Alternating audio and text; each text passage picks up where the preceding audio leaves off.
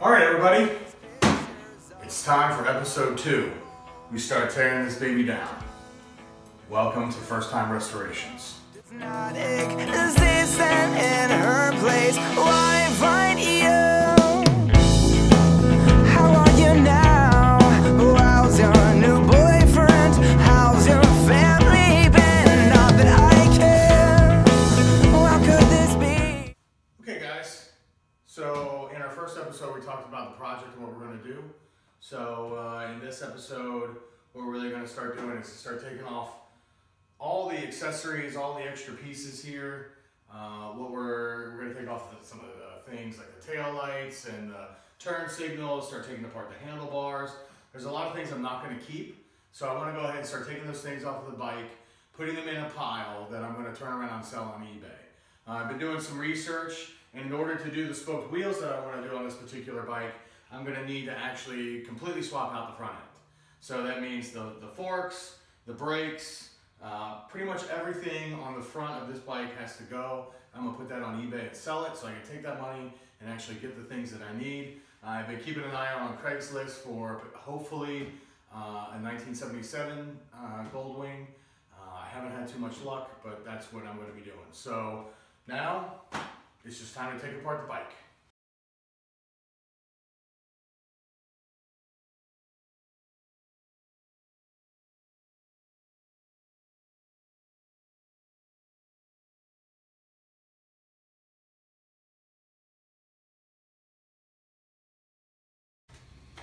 Now, as you can see here, some of these bolts are probably going to be a little bit better than others, but I want to go ahead and disconnect this rear assembly so that I can start to break it down and get some of these electronic components off here. So, Is this really happening? Tell me. Someone told me that you.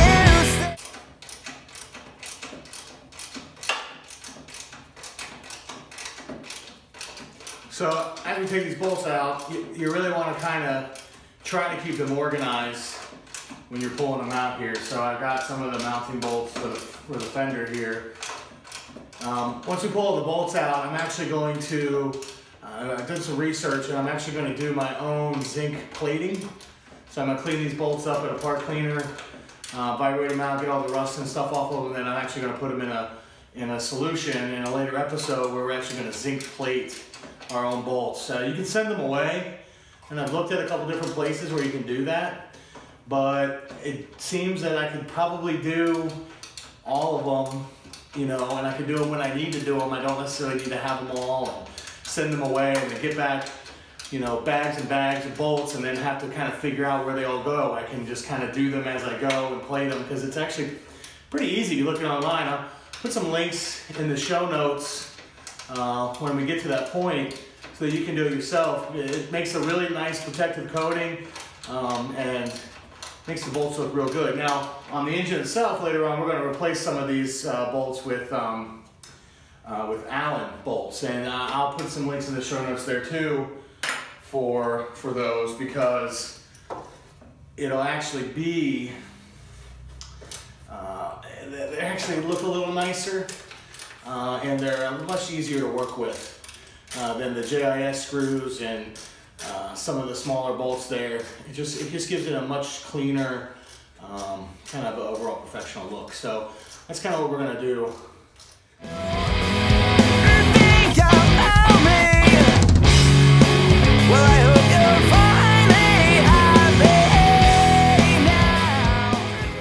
Rear shock mounts. I haven't decided. These aren't in too bad shape. They need to be cleaned. I may take the springs out of them, but and paint them black. I might keep these. I'll keep an eye out. I haven't really decided that. Oh, the bushings are kind of shot. They're a little. We'll see. This is, you know, maybe not. When do you think that we'll ever right, so on this wheel here, this is your main drive. So power comes from the engine through a shaft that's kind of in here in the swing arm, and then it comes into your main drive gear. And so what we're going to do is we're going to take this off. Now this is held on by a cotter pin, and you remove this castle nut here, and then you should fairly easily be able to just kind of tap this bolt out. And once you get this bolt tapped out, this whole wheel kind of slides to the side and comes down. What I'm going to do first here is I'm going to, I'm just going to take this castle, and this wheel should just kind of wiggle to the side and drop down in theory. I've never done this before, so, you know, some mechanic out there might tell me I'm doing it completely backwards or wrong, but yeah, let's do it. I want to give you guys an idea how I'm keeping all these parts in order. Organization is key because there's so many little bolts and nuts and washers, and sometimes you don't necessarily know where they go. So what I'm doing is that anytime I take something off the bike, I kind of want to group it together and then make a record of it. So as you can see here, I've taken off the upper engine mounts, and I've labeled the bag EM-001, and then in my logbook, I'm actually recording the bag number and then what are the contents in the bag. This way, as I start to pull through, I can pull the right parts that I need to pull out. So in this case here, you can see the previous entry, I put accessories, left horn, and mounting bolts, and here I'm putting the left, upper, and right engine mounts. So that way, as I go through and I need parts, I'll know exactly what bags I'm going to pull the parts from. So I have ordered the manual for this, the climber's manual. I have the Honda shop manual. I can print pages off of that, and I also have ordered the Haynes manual. So, you know, get the manuals, service manuals for these. You probably want all three, because basically what I've read is some of them are right in some areas, some of them are right in other areas, some of them are wrong. So you kind of want to match all three reference materials to make sure you're doing this right.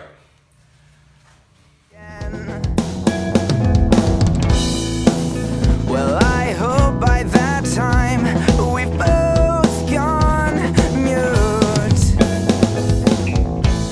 How are you now?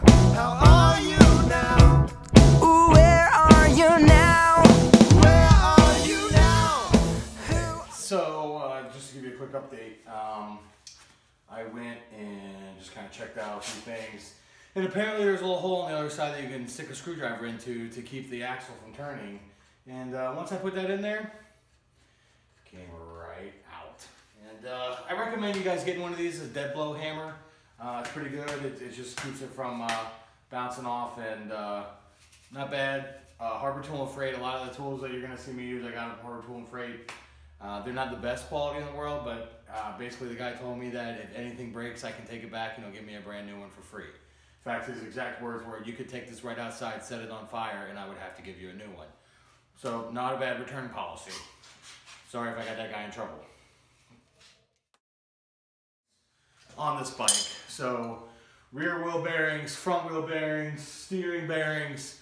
I don't know if these bearings in here are sealed or not, but we'll replace them with all sealed bearings. So, get your fork out here, and then let's drop this wheel off. I may have to take this brake assembly out, but I'd be surprised if I would have to. So you'll actually have to take this brake assembly out as well, so that you can get enough clearance on the wheel to shift it off of the drive, and it'll drop down. As you can see, this rear wheel is pretty well spent. Probably should have been replaced a long time ago. But we're not going to keep it anyway. In fact, I'm going to sell these rims as well. So if you want these rims, feel free to reach out to me. I'll give you the eBay link, and we'll put them on eBay and get them out of here. Probably get 50, 60 bucks a piece for the front, and 50 or 60 bucks for the back. So let's take this back one off here, shall we?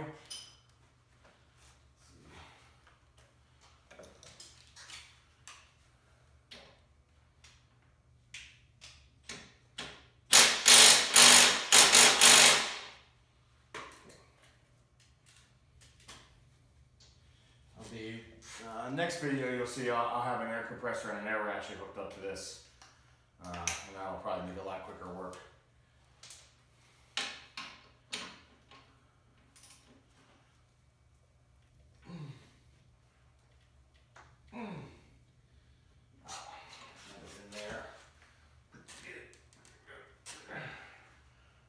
This is a great tool to have. This is a breaker bar. Any of these pesky bolts don't want to cooperate. Are you with? I don't want to know. If you look inside this wheel, I don't know if you can see this or not. I lift it up on my knee here. Look inside this wheel here. This is a drive. It's a shaft-driven bike. So I mean, you have a couple different types of bikes. You have shaft-driven like this one, where there's actually a gear that sits right in here. It comes right off the shaft, so you have a direct drive. You have belt-driven ones. Some of the Yamahas and stuff have a belt-driven one. Some of the Harleys you'll see. Then you have chain-driven bikes. They all have their pros and cons. The chain and the belt, a little bit easier to take the wheel off, and there's people that prefer one over the other. I particularly don't have a huge preference over one or the other. I mean, you might. I'm sure there's purists out there one way or the other. I'm not going to get into that type of religious war there. But I just wanted you to see here, and these bolts hold that drive in place. And then on the other side here, you can see we have the rotor and the spacer for this.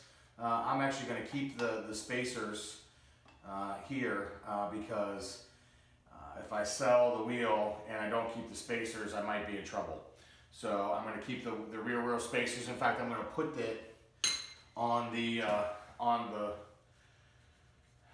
axle just so I don't lose it. And I'm going to take the disc off as well, because the wheels that I've been seeing online don't come with the disc. Not that I care. Someone told me that you still think about me. Well, I hope you'll find me happy now. Not that I care.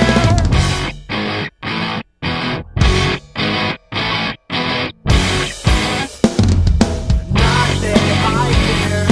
Not that I care. Not that I care. Not that I care. Not that I care. Not that I care. So we got the tire off, and we got the master, the caliper off, and let's just kind of start working our way. Wow, I mean, what the hell is that? Oh, no wonder this bike wouldn't start. The solenoid back here is like just hanging in here. Oh my gosh. I mean, what in the heck did this guy do to this bike? Well, it looks like the starter wire that connected to the solenoid came undone. And so he just took some inline fuse wire and hooked it up. So, as you can see here, that's the solenoid and what this does is this is a switch, and when you hit the start button up at the front, it clicks a switch in here, a mechanical switch that creates an electrical circuit that then sends power down to the starter. And as you can see here, I've got two lines connected to what looks like a frayed solenoid wire. I guess it came disconnected, and it's back here all duct taped up. I mean, this is just, whoa. I mean, that's pretty janky. So, and that's just another reason why I'm just gonna completely get rid of the wiring harness. Just completely get rid of it. So you can see here, we got the back pretty much removed. And we're gonna do a few more things, and then we're gonna work on this some more tomorrow. Not that I care.